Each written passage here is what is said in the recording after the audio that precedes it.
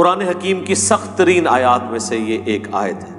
اعوذ باللہ من الشیطان الرجیم، بسم اللہ الرحمن الرحیم، وَلَقَدْ ذَرَأْنَا لِجَهَنَّمَ كَثِيرًا مِّنَ الْجِنِّ وَالْإِنسِ، اور بے شک ہم نے جہنم کے لیے ہی پیدا کیے ہیں اکثر جن اور انسان۔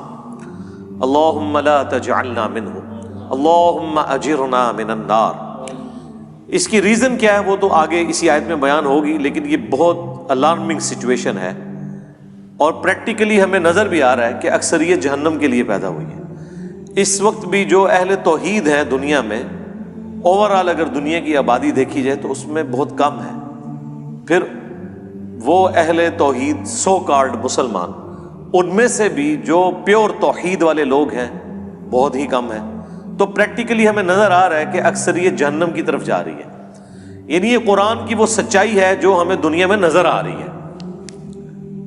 لیکن یہ بڑی الارمنگ سچویشن ہے۔ دنیا میں اگر یہ اناؤنسمنٹ کی جائے 100 کے مجمع میں کہ میں ایک گولی چلاؤں گا جسے بھی لگ جائے،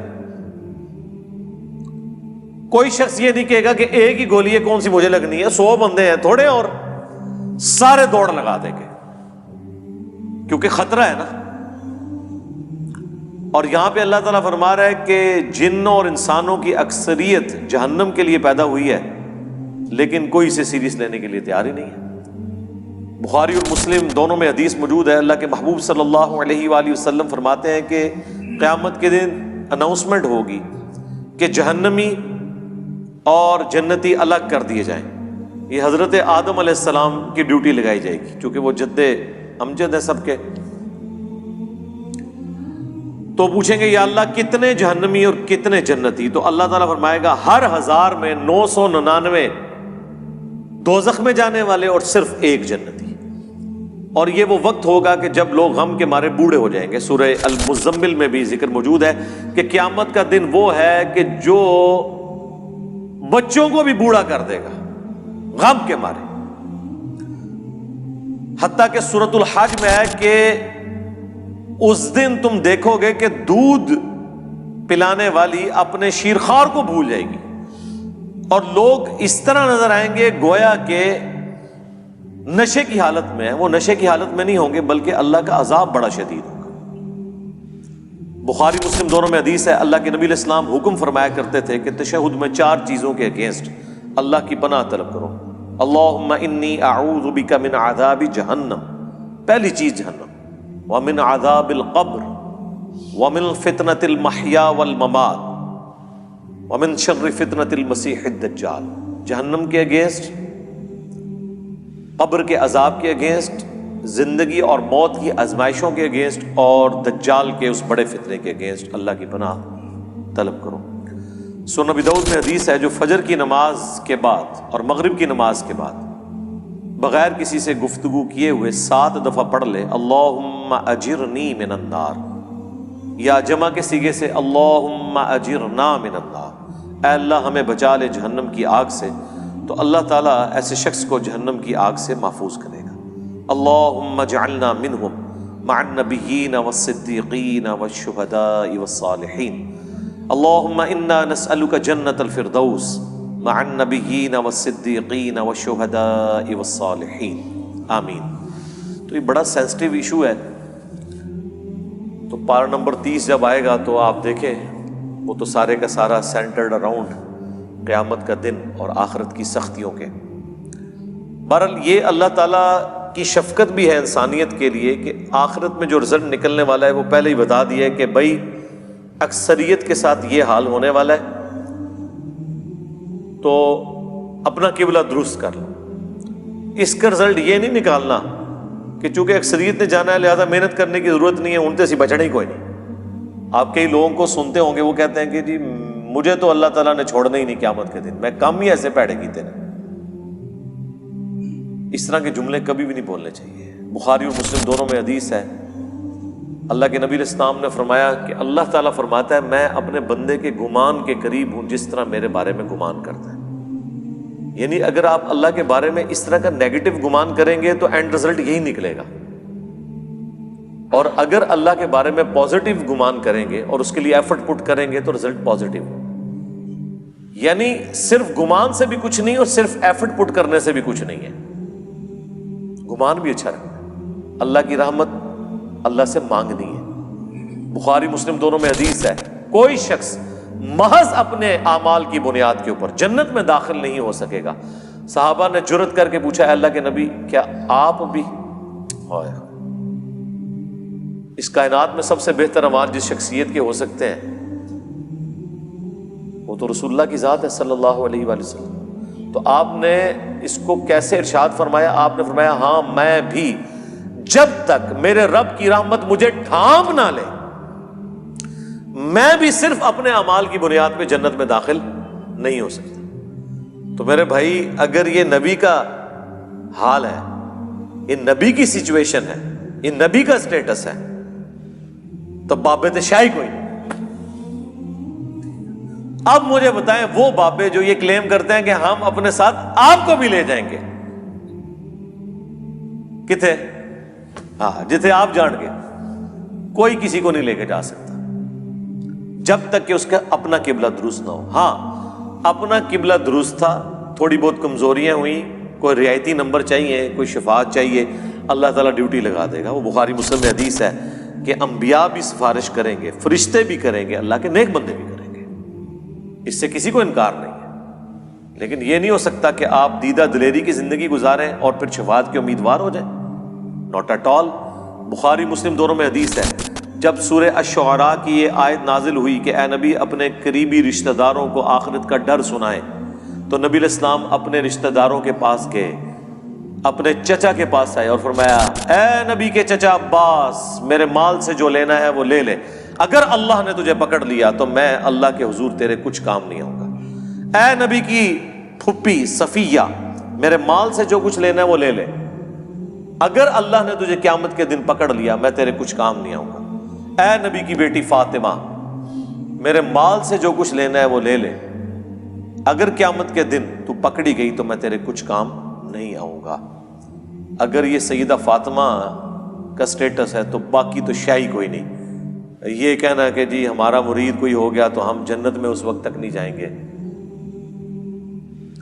ہاں اس کے وائس ورثہ ہو سکتا ہے کہ کوئی شخص یہ کہ میں جہنم میں اس وقت تک نہیں جاؤں گا جب اپنے ساتھ کے کو بھی نہ لے جاؤں. وہ اللہ تعالیٰ یہ خواہش ضرور پوری کرے گا, گروہ در گروہ انہیں جہنم میں ہانکا جائے گا اپنے بزرگوں اور فالورز کے ساتھ. وہ تو ٹھیک ہے, وہ تو سورۃ الاعراف میں ہے کہ جب کبھی کوئی امت جہنم میں داخل کی جائے گی وہ اپنے بزرگوں پہ لعنت بھیجے گی اور کہے گی اے اللہ ہمارے بزرگوں کو دگنا عذاب دے کہ جن کی وجہ سے ہم جہنم میں گئے.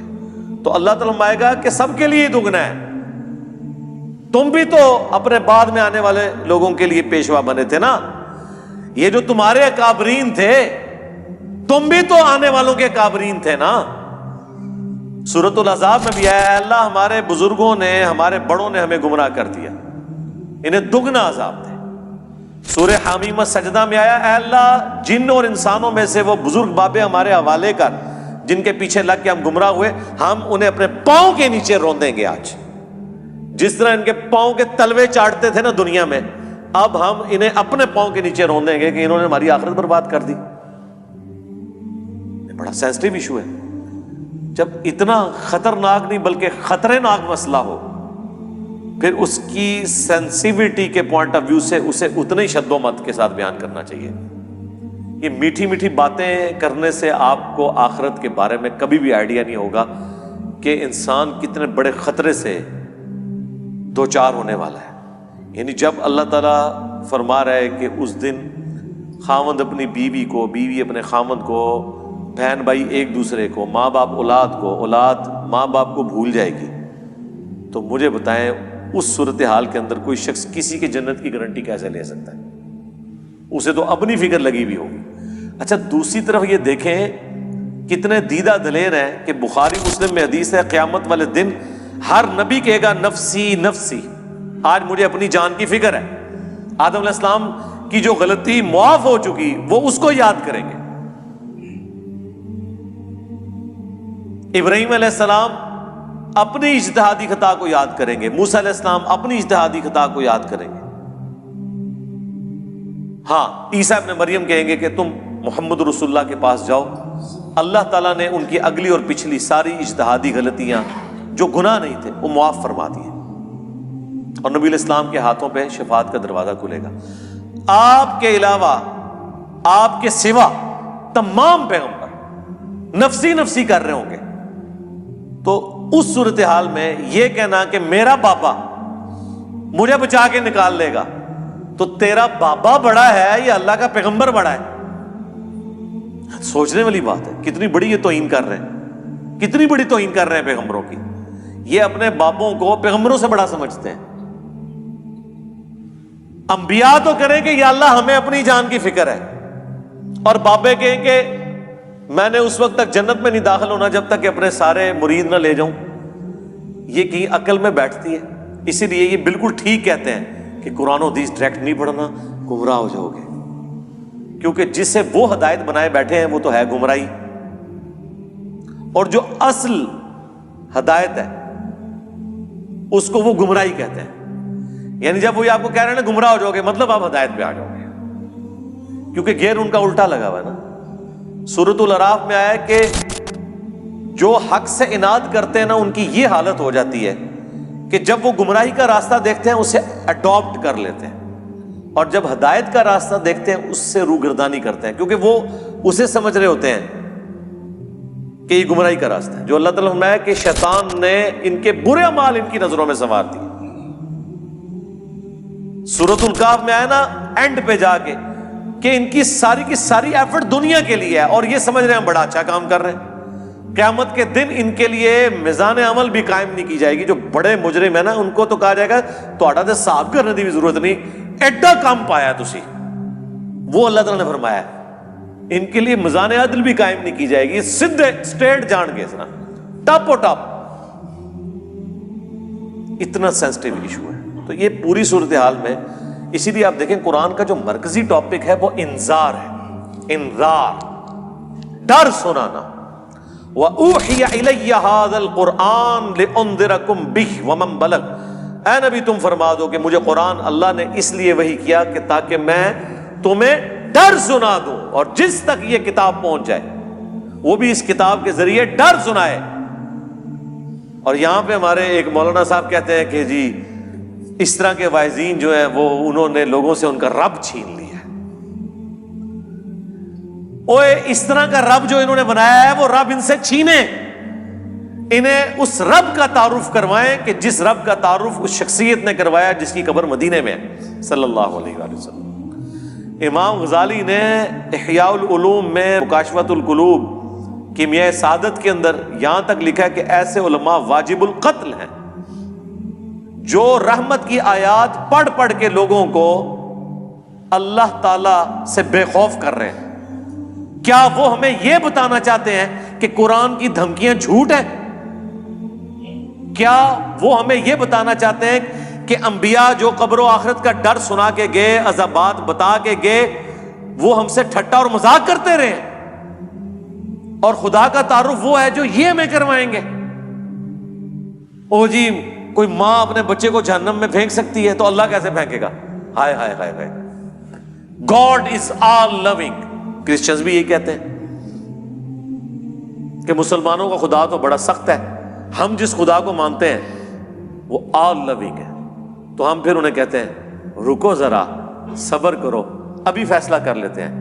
یہ جو تم اس قسم کے چٹکلے چھوڑتے ہو کہ کوئی ماں اپنے بیٹے کو جہنم میں نہیں پھینکے گی، تو کوئی شخص یہ بھی گوارا نہیں کرے گا کہ کسی ایسی عورت کو موت دے دے جس کے 4 چھوٹے چھوٹے بچے ہوں، اور مرنے کے بعد سوتیلی ماں ان کے ساتھ برا سلوک کرے، خواہ وہ اس کے دشمن کی بیوی کیوں نہ ہو۔ ہاں جی ایسے ہی ہے۔ تو پھر اللہ تعالیٰ روزانہ ایسی ہزاروں ماؤں کو موت کیوں دے دیتا ہے جن کے چھوٹے چھوٹے بچے ہوتے ہیں؟ تم تو کہہ رہے تھے خدا آل لونگ ہے، تو پریکٹیکلی تو ہم دیکھ رہے ہیں کہ کیا مائیں شیر خوار بچوں کو چھوڑ کے مر نہیں جاتی؟ تمہاری ڈاکٹرن میں تو کبھی کسی ایسی عورت کو موت نہیں آنی چاہیے اللہ کی طرف سے، کیوں آتی ہے؟ اس کا جواب ان کے پاس کوئی نہیں سوائے اس کے کہ خدا کی مرضی ہے، اس کے کوئی احساسات نہیں ہے۔ یہ جذبات سے پسیج جانا یہ ہم لوگوں کے ایشوز ہیں یہ انسانوں کے ساتھ جڑی ہوئی چیزیں. اللہ تو بے نیاز ہے. سعد ابن ابی وقاص جب پرشین امپائر سے فائنل جنگ کے لیے جا رہے تھے قادسیہ کے لیے، تو حضرت عمر نے پیچھے سے ایک خط روانہ کیا تھا. اس میں لکھا تھا سعد تم اللہ کے نبی کے ماموں ہو، لیکن یاد رکھنا اللہ کا کوئی رشتہ دار نہیں ہے. ذرا سی ہینکی پھینکی کی نا تو اللہ نے معاف نہیں کرنا. نبی کے ساتھ تم ماموں کا رشتہ رکھ سکتے ہو، سگے ماموں نہیں تھے، وہ ننیال خاندان سے تھے. اللہ کا کوئی رشتہ دار نہیں. اللہ کا تو رشتہ دار پیغمبر بھی نہیں ہے. وہ تو اپنے پیغمبر کی زبان سے کہلوا رہا ہے ہمیں سمجھانے کے لیے 3 دفعہ. اللہ اکبر. سورۃ الانعام، سورہ یونس، سورہ الزمر. قل انی اخاف ان عصیت ربی عذاب یوم عظیم. اے نبی تم فرما دو کہ بالفرض اگر میں بھی اپنے رب کی نافرمانی کروں تو میں خود اس بات سے ڈرتا ہوں کہ بڑے دن کا عذاب مجھے بھی آ پکڑے گا. میرے بھائی یہ کون بات کر رہا ہے؟ اللہ کے نبی. اور کون کہلوا رہا ہے؟ اللہ. تو جب نبی کے جیسا ہے ہی کوئی نہیں تو تہاڈے بابے تے شے ہی کوئی نہیں جن کے اوپر تم نے اتنا تکیہ کیا ہوا ہے. کیا کبھی آپ نے حضرت ابوبکر، عمر، عثمان و علی سے سنا کہ جو ہمارا مرید ہو جائے ہم اس وقت تک جنت میں نہیں جائیں گے جب تک کہ اسے جنت میں لے نہ جائیں؟ حالانکہ وہ خود کنفرم جنتی تھے، آخری وقت تک ڈرتے رہے. جامعہ ترمذی میں حدیث ہے حضرت عثمان غنی جب بھی قبرستان جاتے تو بہت روتے تھے. لوگوں نے پوچھا کیوں؟ فرمایا اس لیے کہ خود میں اللہ کے نبی سے سن چکا ہوں کہ آخرت کی منزلوں میں سے پہلی منزل قبر ہے. جس کی یہ منزل صحیح نکلی اس کی اگلی آسان ہو جائے گی، اور جو ادھر پھنس گیا اس کی اگلی منازل مشکل تر مشکل ہو جائے گی. اسی کو پنجابی میں ہم کہتے ہیں نا کہ عقل نہ ہوئے تے موجیں ہی موجاں، عقل ہوئے تے سوچیں ہی سوچاں. یعنی جو عقل نہ رکھے، سوچے نہ، اپنے دماغ کو استعمال نہ کرے تو موج مارے. اسے کیا پتا اس کے ساتھ کیا ہونے والا ہے. لیکن جسے عقل ہوگی وہ ہر وقت سوچے گا کہ یار میرے ساتھ بننا کیا. یہ وہ چیز تھی جو صحابہ کو، اہل بیت کو، صحیح العقیدہ، تابعین، تبع تابعین کو ہمیشہ گاڈ اورینٹڈ رکھتی تھی. وہ کبھی بھی آخرت کے عذاب سے بے فکر نہیں ہوتے تھے. آپ قرآن دیکھ لیں. اچھا عام بندے سے پوچھیں نا قرآن، وہ جی قرآن تے رحمت ہی رحمت ہے جی اللہ دی، پڑھا ہے ہی کدے؟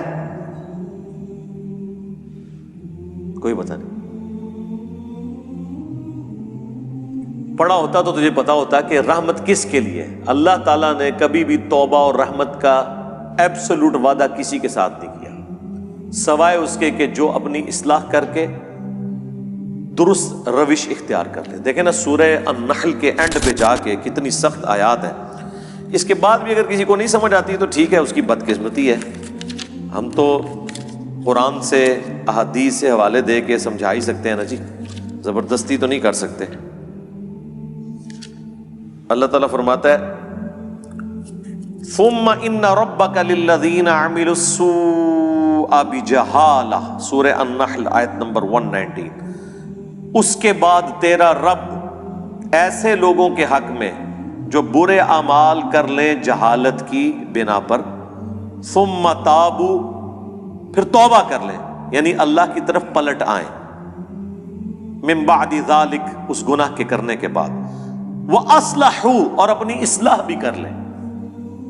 إِنَّ رَبَّكَ مِن بَعْدِهَا، تو بے شک تیرا رب یہ کچھ کرنے کے بعد لغفور رحیم، ضرور بخشنے والا مہربان ہے. یعنی بخشنے والا مہربان کس صورت میں ہے؟ جب کوئی شخص توبہ کرے، توبہ کرنے کے بعد اپنی اصلاح کر لے تو اللہ تعالیٰ معاف کرے گا. لیکن آپ کو ہمیشہ آدھی پکچر بتائی جاتی ہے. اسی طریقے سے سورۃ الحجر میں ایک بڑی ڈسائسو آیت ہے. دیکھیں جی قرآن، پھر ہم اسی لیے تو کہتے ہیں نا کہ پھر قرآن کا خدا جو ہے پھر کوئی اور ہے، نعوذ باللہ من ذالک. یعنی ان لوگوں نے جو اللہ تعالیٰ کا ایک تعارف کروایا نا ایک بوڑھی نانی اماں کا، اور جی 70 ماؤں سے زیادہ، ہاں جی ابو جہل نال بھی، ہاں جس نے سیدنا یاسر اور سمیہ کو ظالمانہ طور پہ قتل کر دیا، اس سے بھی 70 ماؤں سے زیادہ. کن کہانیوں میں پھر رہے ہیں؟ اللہ تعالیٰ اپنے جذبات سے نہیں پسیجتا، نہ اس کے ہماری طرح کے جذبات یا احساسات ہیں. اللہ تعالیٰ اپنے نیک بندوں کے حق میں محبت فرمانے والا ہے. باغیوں کے لیے صرف اس کی رحمت اتنی ہے کہ وہ ڈھیل دے دیتا ہے کہ میری طرف پلٹ آؤ, لیکن جب وہ پکڑ لے گا نا پھر زمین و آسمان کی ساری مخلوقات مل کے چھڑا نہیں سکتی کسی کو. یہ بالکل بات واضح ہے. تو یہ سورۃ الحجر کی آیت نمبر ہے 50. نبئ عبادی انی انا الغفور الرحیم, اے میرے نبی خبر دے دو میرے بندوں کو کہ بے شک میں ضرور بخشنے والا مہربان ہوں. وَأَنَّ عَذَابِي, اور یہ بھی خبر ساتھ سنا دو کہ میرا جو عذاب ہے هُوَ الْعَذَابُ الْعَلِيمُ, وہ بہت ہی دردناک عذاب ہے. آدھی پکچر نہیں پیش کرنی, پوری. اور وہ جو پوری پکچر ہے نا وہ بھی بیلنس نہیں اسے کر رہی, وہ اس کے حق میں ہے جو اللہ کی طرف رجوع لاتا ہے. باغیوں کے لیے کچھ نہیں ہے میرے بھائی. اور جی بخاری مسلم میں حدیث ہے, اللہ تعالیٰ نے مخلوقات کی پیدائش سے پہلے عرش پہ اپنے پاس ایک عبارت لکھ لی تھی کہ میری رحمت میرے غضب پر بھاری ہوگی. جی بالکل لکھی ہوئی ہے. اس کا یہ مطلب ہے کہ کام چوک کے رکھو تو رحمت اپنا کام کر لے گی؟ نہیں. اس کا مطلب یہ ہے کہ انسان اپنی کمزوریوں کی وجہ سے کسی خاص حد تک کی معاملات کو سدھار سکتا ہے, باقی چیزوں کی کمپنسیشن رحمت سے ہوگی. جس طرح بخاری مسلم میں ایک حدیث ہے جسے لوگ مس کوٹ بھی کرتے ہیں کہ اگر تم گناہ کرنا چھوڑ دو گے تو اللہ تعالیٰ ایسی مخلوقات کو پیدا کرے گا تمہیں ختم کر کے جو گناہ کریں گے اور اللہ سے معافی مانگیں گے, اور اللہ تعالیٰ انہیں معاف کر کے خوشی محسوس کرے گا. لیکن معافی جو ہے وہ پاکستان والی معافی نہیں ہے. وہ معافی آپ سن چکے ہیں کہ معافی مانگے اپنی اصلاح کر لیں, پھر کہیں وضو ٹوٹ گیا خیر ہے. باغی نہ ہو. بغاوت اور چیز ہے. بغاوت یہ ہے کہ بالکل کوئی پرواہ نہیں ہے, اور معافی اس کے لیے. اچھا یہ جو جتنی معافی کی رحمت کی آیات ہے نا, یہ ان مجرمین کے لیے نہیں ہے جو بغاوت پہ اترے ہوئے, یہ ان کے لیے ہیں جو اللہ کے راستے پہ چل رہے ہیں کہ وہ کہیں پر مایوس نہ ہو جائیں. جس سورہ الزمر میں ہے نا, لا تقنطوا من رحمت اللہ. اے نبی میرے بندوں کو خبر کر دو اس حوالے سے کہ وہ اللہ کی رحمت سے مایوس نہ ہو. جنہوں نے اپنی جانوں کے اوپر ظلم کیا ہے اللہ کی رحمت سے مایوس نہ ہو, اللہ تعالیٰ سارے گناہوں کو معاف کر دے گا. یہ وہ بندے ہیں جو واقعی یہ کیئر کرتے ہیں یار ساڈا کے بڑھنا ہے, ان کے لیے ساری تسلی ہے. باغیوں کے لیے کچھ بھی نہیں ہے. جس کو کبھی اللہ کا خیال ہی نہیں آیا, جس نے اللہ کو سیریس نہیں لیا, اس کے لیے کوئی رحمت کی آیات نہیں ہے. وہ آیت یہ ہے پھر اس کے لیے وَلَقَدْ ذَرَأْنَا لِجَهَنَّمَ كَثِيرًا مِنَ الْجِنِّ وَالْإِنسِ, وہ جہنم کے لیے پیدا ہوئے اکثریت. اچھا میرے بھائی جب اکثریت جہنم کے لیے پیدا ہوئی ہے تو پھر جنت میں جانے کا سرٹیفکیٹ دنیا کی سب سے مشکل ترین ڈگری ہونی چاہیے. یہ ہے کہ نہیں؟ جب اکثریت جہنم میں جا رہی ہے, ہر 1000 میں سے 999 جہنم میں جا رہے ہیں, لیکن کیس ہمیں الٹ نظر آ رہا ہے. لوگ تو یہ سمجھ رہے ہیں جنت میں جانا تو جو کچھ بھی ہے تیرے محبوب کی امت سے ہے. تو اس کا ٹیسٹ پاس کرنا بھی اتنا مشکل ہے, کیونکہ انعام اتنا بڑا ملنے والا ہے, ہمیشہ کی جنت, کبھی موت نہیں. اور سب سے ادنا جو جنتی ہے نا, جو سب سے آخر میں جنت میں جائے گا جہنم سے نکال کے, یعنی جو اپنے گناہوں کا عذاب لاکھوں سال بھگت کے صفائی کروانے کے بعد, اپنی سارے گناہ معاف کروانے کے بعد آخری بندہ جہنم سے نکالا جائے گا, اسے بھی اس پلانٹ ارتھ سے 10 گنا بڑی جنت ملے گی. 10 زمینیں 40,000 کلومیٹر کے سرکمفرنس کی. آپ پوچھ رہے ہوتے ہیں اتنے سیارے کیوں نے, 10.5 ہیں انشاءاللہ. ٹھیک ہے جی. جو آخر میں جائے گا اس کا یہ حال ہے, اور جو بغیر حساب و کتاب کے جائے گا, یا جو نیکیاں بھاری ہونے کی وجہ سے حساب و کتاب سرسری حساب کے بعد چلا جائے گا, اس کے جنت کا کوئی امیجن کر سکتا ہے کس بڑے لیول کی؟ پھر اس سے بڑی بات یہ ہے کہ موت نہیں آنی, بڑھاپا نہیں آنا, پریشانی نہیں آنی, اور جو چاہیں گے وہ ملے گا. تو مجھے بتائیں, جب یہ تو آپ سمجھ لیں آلموسٹ اللہ تعالیٰ نے خالق اور مخلوق کا ہی فرق رکھا ہوا ہے, ذاتی عطائی کا فرق رکھا ہوا ہے, باقی اللہ تعالیٰ نے آپ کو شیئر کر دی ہے وہ چیز جو آپ کے اندر چھپی ہوئی خواہش ہے, جس کی وجہ سے انسان دعوی خدائی کرتا ہے. ہر بندے کے اندر ایک خدا ہے چھپا ہوا. تبھی تو فرعون نے خدائی کا دعویٰ کیا.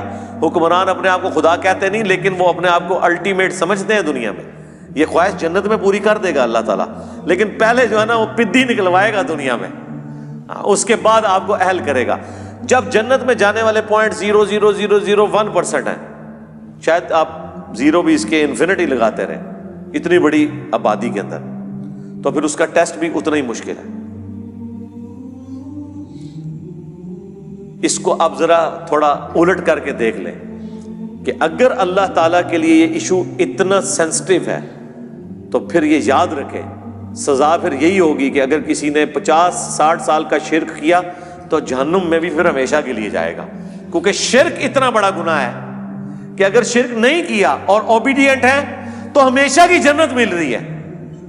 تو اس کا وائس ورثہ یہ ہے کہ اللہ کے نزدیک شرک اتنا بڑا جرم ہے کہ پھر 60 سال کی عیاشی کے عوض جہنم بھی پھر ہمیشہ کی ہے اس کے لیے، وَلِعَوْذُ بِاللَّهِ تعالیٰ. یہ اکثر لوگ پوچھ رہے ہوتے ہیں نا جی یہ کون سا انصاف ہے.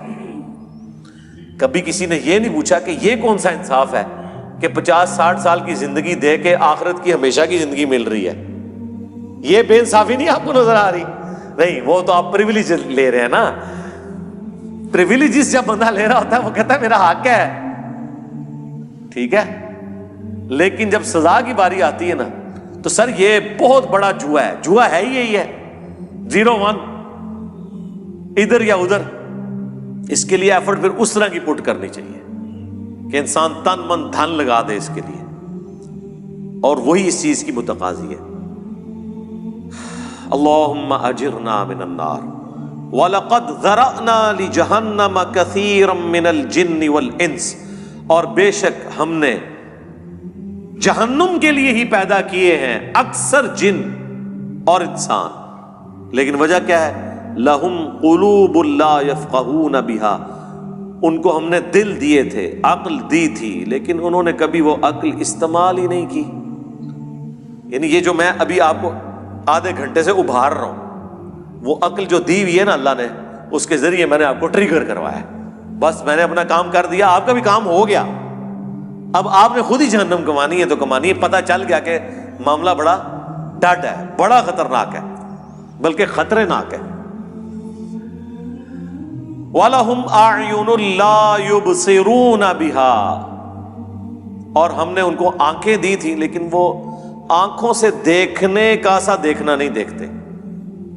یعنی کہتے ہیں عقل مند وہ ہے جو دوسرے کی غلطیوں سے سبق سیکھ لے. اپنی غلطی سے تو سبق سیکھنا عقل مندی ہے، لیکن چھوٹی. بڑی عقل مندی ہے کہ آپ وہ کام کریں ہی نہ جس کا اینڈ رزلٹ آپ اپنے سامنے دیکھ چکے ہیں کہ لوگوں کے ساتھ یہ ہوا.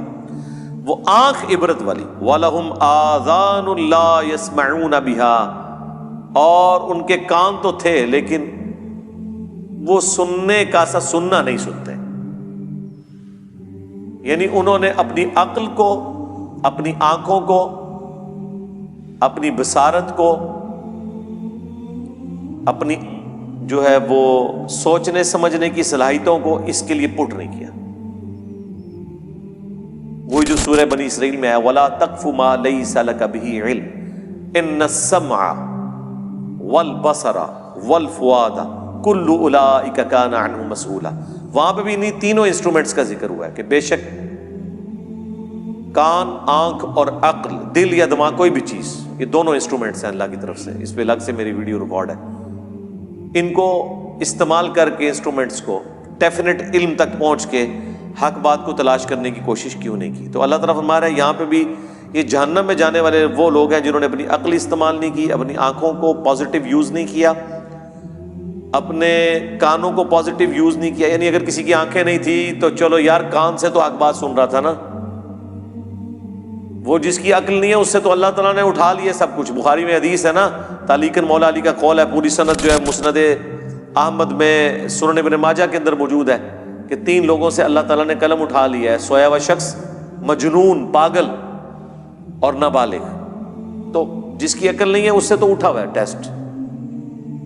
تو اللہ تعالیٰ ہمارا ہے کہ جہنم میں وہ لوگ چلے گئے جنہوں نے اپنی عقل، آنکھیں اور کان استعمال نہیں کیے پازیٹیولی کہ اس سے ہدایت حاصل کرتے. اولئک کالانعام، یہ تو چوپایوں کی مانند ہے. بل ہم اضل، بلکہ چوپایوں سے، جانوروں سے بھی گئے گزرے وہ لوگ ہیں جو اپنی عقل کو استعمال نہیں کرتے. اور یہاں کیا کہتے ہیں جی؟ عشق دے چلے نمبر لے گئے، عقل والے انجے ہی عمرہ گالیاں. عقل والے جو ہے وہ ناکام ہو گئے، عشق والے نمبر لے گئے. یہ عشق اور عقل کا مقابلہ آپ کیوں کرواتے ہیں؟ وہ عشق نہیں ہوتا، وہ جذباتیت ہوتی ہے. محبت تو ہوتی ہی عقل کی بنیاد کے اوپر ہے. جذبات کی بنیاد پہ جو محبت آپ کلیم کرتے ہیں وہ دیر پا نہیں ہوتی ہے، فوراً ختم ہو جاتی ہے، وہ کنوکشن والی نہیں ہوتی. لیکن جو عقل کی بنیاد پہ کسی سے آپ محبت کرتے ہیں وہ کنوکشن والی ہوتی ہے، سٹیبل ہوتی ہے. عقل ایک ایسی چیز ہے جس کے ذریعے آپ اس محبت کو ارن کر سکتے ہیں. نبی صلی اللہ علیہ وآلہ وسلم کی، صحابہ اور اہل بیت کی محبت ہمارے ایمان کا حصہ ہے، لیکن یہ ہمارے خون میں شامل نہیں ہے. خون میں تو ہماری محبت ان رشتوں کے ساتھ ہے جو ہمارے ساتھ اٹیچڈ ہے، لیکن ان ہستیوں کے ساتھ ہماری محبت ہمیں ارن کرنی پڑتی. جب ہم ان کے بارے میں پڑھتے ہیں، ان کی اللہ کے لیے کمٹمنٹ پڑھتے ہیں، اللہ کا تعارف ہمیں ان لوگوں کی وجہ سے ہوا تو ہمارے دل کے اندر ان کے لیے جذبات پیدا ہوتے ہیں. ہم نے حضرت ابوبکر کو نہیں دیکھا، حضرت عمر کو، عثمان کو، علی کو، لیکن جب ہم ان کے واقعات پڑھتے ہیں کہ انہوں نے کس طرح پیشن سے نبی الاسلام کے لیے تن من دھن لگایا، تو ہمارے دل میں ان کے لیے محبت ہے. کیا وہ محبت اس وجہ سے ہے کہ وہ بڑے خوبصورت ہوں گے؟ ہو سکتا ہے آپ کو مایوسی ہو، آپ نے جو محبت کا اور خوبصورتی کا کرائٹیریا بنایا ہوا ہے اس میں وہ پورے نہ اترے. ہم بغیر دیکھے ان سے محبت کرتے ہیں ان کے اعمال کی وجہ سے. تو سرکار اللہ کا بھی یہی کرائٹیریا ہے. صحیح مسلم کی حدیث ہے، اللہ تمہاری شکلوں اور مال کو نہیں دیکھتا، دلوں اور اعمال کو دیکھتا. شکل کو کیوں دیکھے گا؟ شکل تو ہم نے خود بنائی نہیں اپنی. تو اللہ کسی کی شکل پہ کیسے فیصلہ کرے گا؟ جو بنائی اس نے خود ہوئی ہے. تو اگر کسی کی شکل خوبصورت نہیں ہے تو اللہ نے اسے دی ہے نا، تو اللہ اس کی شکل کے اوپر کیسے فیصلہ کر سکتا ہے؟ شکل آپ اپنی خوبصورت نہیں کر سکتے، لیکن اپنے اعمال خوبصورت کر سکتے ہیں. دنیا انسان اپنی نہیں بنا سکتا، کوشش کرے بن بھی جائے گی، عین ممکن ہے ناکام بھی ہو جائے، لیکن آخرت کبھی ناکامی نہیں ہوگی اگر دنیا میں آپ نے ایفرٹ پٹ کر لی. اسی لیے اللہ قرآن میں بار بار کہتا ہے کہ ہم آخرت کی نعمتیں دیں گے. اللہ تعالیٰ وعدہ خلافی نہیں کرتا. اللہ نے جو وعدے کیے اپنے پیغمبروں کے تھرو، اللہ اس کی خلاف ورزی نہیں کرے گا. یہ بات اللہ کو بار بار کیوں قرآن میں کہنی پڑتی ہے؟ اس لیے کہ انسان کو بعض اوقات یہ خیال آتا ہے کہ دنیا میں بڑی محنت کی تھی، اینڈ رزلٹ یہ نکلا کہ سارے کاروبار فلاپ ہو گیا. اتنی محنت سے ڈگری حاصل کی تھی، نوکری نہیں ملی. تو کہیں یہ نہ ہو کہ دنیا میں بھی نمازیں پڑھتے رہے، اینڈ پہ ادھر کی شاشی تو ختم کی، اگے بھی نہ جان نہیں رہے. ہاں، لیکن ایسا نہیں. آخرت کا رزلٹ ہمیشہ پازیٹیو ہی نکلنا ہے. آخرت میں آپ پہ تقدیر کبھی غالب نہیں آنی. وہ دنیا میں تقدیر کس لیے غالب آتی ہے کہ اللہ نے کسی کو دے کے آزمانا ہے، کسی سے لے کے آزمانا ہے. وہ اللہ کی طرف سے ہوتا ہے. جو مولا علی کا قول ہے کہ میں نے اپنے ارادوں کے ٹوٹنے سے اللہ کو پہچانا ہے، وہ قرآن میں حکم ہے اللہ تعالیٰ کی طرف سے. وَلَنَبْلُوَنَّكُمْ بِشَيْءٍ مِّنَ الْخَوْفِ وَالْجُوعِ وَنَقْصٍ مِّنَ الْأَمْوَالِ وَالْأَنفُسِ وَالثَّمَرَاتِ. ضرور آزمائیں گے بھوک سے، خوف سے، جان اور مال میں نقص کے ذریعے. تو دنیا میں ایسا کرنا یہ اللہ کے پلان کا حصہ ہے کہ محنت کرو گے، اینڈ پہ جا کے زیرو ہو جاؤ گے، 99 پہ سانپ کاٹ جائے گا، لیکن پھر دوبارہ اٹھو گے. نہ بھی اٹھے، اس کے پیرلل آخرت کی تیاری کرتے رہے، وہاں 99 پہ سانپ نہیں کاٹے گا. Not at all. وہ اللہ تعالیٰ نے کہا آخرت میں یہ نہیں ہوگا کہ دنیا میں کسی نے محنت کی اور رزلٹ اپوزٹ نکلا ہے. ایسا نہیں ہوگا. ہاں، یہ کہ غلط ڈائریکشن میں اگر کی، عاملۃ ناصبہ، عمل کر کر کے تھک جانے والے. عقیدے میں شرک ہے. پیغمبروں کی جو ڈیمانڈ ہے اپنے امتیوں سے کہ اللہ تعالیٰ تمہیں اس طرح کا انسان دیکھنا چاہتا ہے، وہ آپ پوری نہ کریں اور آپ اپنے من کے پھیرتے رہے، لمبے بال رکھ کے، پگڑیاں باندھ کے آپ یہ سمجھ رہے ہیں کہ بس ہم جنتی ہو گئے. ٹھیک ہے، تو اس کے ذریعے تو میرے بھائی جنت نہیں ملنے والی. یہاں تو گیٹ اپ کے فتنے کے اوپر ہی سارے کا سارا معاملہ چل رہا ہوتا ہے. میں کہتا ہوں کسی سکھ کو بھی نہ وہی گیٹ اپ پہنا دینا جو ایک مسلمانوں کے علماء کا ہے، لوگ ہاتھ چومنا شروع کر دیں گے. بتائیں نا ان کو، تو آپ دیکھیں وہی کچھ ہوگا. یہاں تو یہ سب کچھ چل رہا ہے. تو اللہ تعالیٰ ہمارا ہے کہ ایسے لوگ جانوروں سے بھی بدتر ہیں جو اپنے انسٹرومنٹس جو ہم نے ان کو دیے تھے انہیں یوز کر کے حق بات تک نہیں پہنچتے. یہ وجہ تھی ان کی جہنم میں جانے کی. اولئک هم الغافلون، یہی وہ لوگ ہیں جو اصل میں غافل ہیں، غفلت میں پڑے ہوئے ہیں۔ یعنی لوگ تو کہتے ہیں نا بڑا فلاں دنیا میں ہوشیار ہے، اللہ فرما رہا ہے سب سے بڑا بیوقوف ہی وہ ہے جس کو اپنی آخرت کی فکر نہیں ہے۔ یہاں پہ جو بندہ بالکل ایماندار ہو، سیدھا ہو نا، اس کے ماں باپ کو بچپن سے اس کی فکر لگ جاتی ہے کہ میرا منڈا بالکل سیدھا ہے جی، پتہ نہیں تھا کیا بننا ہے۔ اور جو 1 نمبر کا 2 نمبری ہو، 10 نمبری ہو، چلاک ہوشیار اس طرح کا ہو کہ لوگوں کو دھوکہ دیتا ہو، تو لوگ کہتے ہیں جناب یہ میرا بچہ ہے، ایک کامدہ بچہ نکلا ہے میرا۔ یہ کرائٹیریا ہے لوگوں کا۔ تو عقل مند وہ ہے جو آخرت بنا لے، دنیا پہ کمپرومائز کر لے ایک خاص لیول تک۔ یہ نہیں ہے کہ بھوکے مر جائیں گے آپ، ایسا نہیں ہے۔